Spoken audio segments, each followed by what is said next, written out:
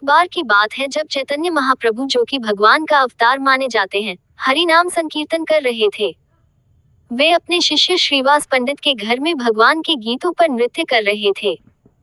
चैतन्य महाप्रभु भगवान की भक्ति में इतने लीन हो जाते थे कि उन्हें अपनी सुध बुध नहीं रहती थी और आनंद में उनके नेत्रों से पानी गिरता रहता था। यह उनका प्रतिदिन का कार्यक्रम था। उस दिन श्रीवास पंडित के घर सत्संग का आयोजन रखा गया था। अचानक श्रीवास पंडित को अपने घर के अंदर से अपनी पत्नी के रोने की हल्की सी आवाज आई। श्रीवास पंडित चुपके से घर के अंदर गए और पत्नी से रोने का कारण पूछा तो पत्नी ने अपने पुत्र की ओर इशारा कर दिया। उनके बीमार पुत्र का निधन हो चुका था। इसे देखकर श्रीवास पंडित स्तब्ध रह गए। उन्होंने अपनी पत्नी को कहा, महाप्रभु अभी सत्संग कर रहे हैं और वे भगवान में लीन हैं। तुम्हारे रोने से उनकी भक्ति में व्यवधान होगा, इसलिए तुम अपने होठों को सिल लो।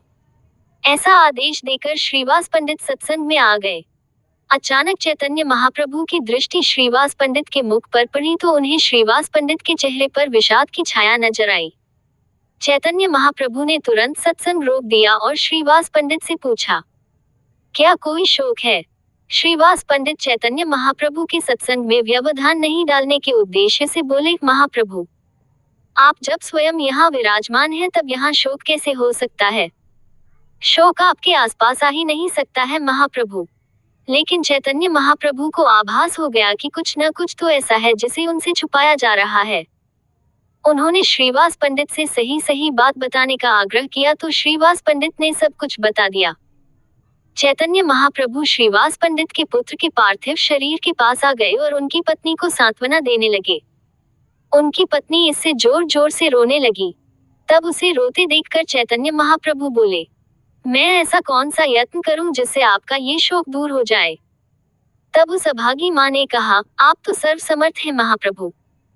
मैं अपने पुत्र से एक बार बात करना चाहती हूँ। बस यही मेरी इच्छा है। चैतन्य महाप्रभु ने उस पार्थिव देह पर अपना हाथ रखा और कहा, हे जीवात्मा, एक बार लौट कर आओ। आपकी माता आपसे बात करना चाहती है।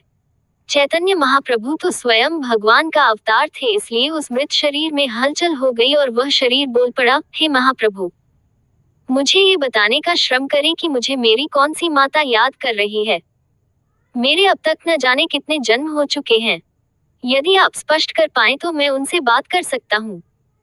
इस बात को सुनकर वहां सभी उपस्थित लोग स्तब्ध रह गए। श्रीवास पंडित की पत्नी, जो उस बच्चे को अपना समझ रही थी, उसे सत्य का भान हो गया। सत्य यही है कि हम सब जीवात्मा हैं जो परमात्मा के ही अंश हैं। हम लोग शरीर या देह नहीं है, अपितु शरीरी या देही हैं। शरीर जन्मता और मरता है, न कि शरीरी।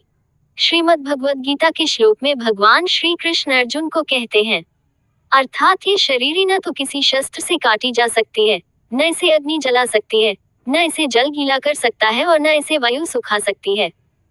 अर्थात ये जीवात्मा अजर, अमर, अविनाशी है, जो प्रत्येक जन्म में एक नए शरीर में प्रवेश कर जाती है। जिस तरह हम लोग वस्त्र बदलते हैं, उसी तरह यह आत्मा शरीर बदलती है। भगवान श्री कृष्ण अर्जुन को कहते हैं कि हे अर्जुन, तेरे और मेरे अब तक हजारों जन्म हो चुके हैं, पर वे तुझे याद नहीं हैं, मुझे तो याद हैं। इस प्रकार स्पष्ट है कि हमारे भी कितने ही जन्म हो चुके हैं, वे हमें याद नहीं हैं। 84 लाख योनियों में मनुष्य योनि सर्वश्रेष्ठ है।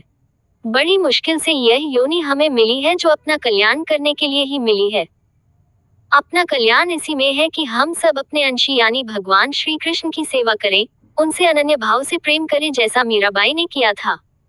मीराबाई ने हम सबको एक अचूक मंत्र थमा दिया है, मेरू तो गिरधर गोपाल दूसरो ना कोई। हम भी इसी मंत्र से मोक्ष प्राप्त कर सकते हैं और जन्म मरण के चक्र से छुटकारा प्राप्त कर सकते हैं।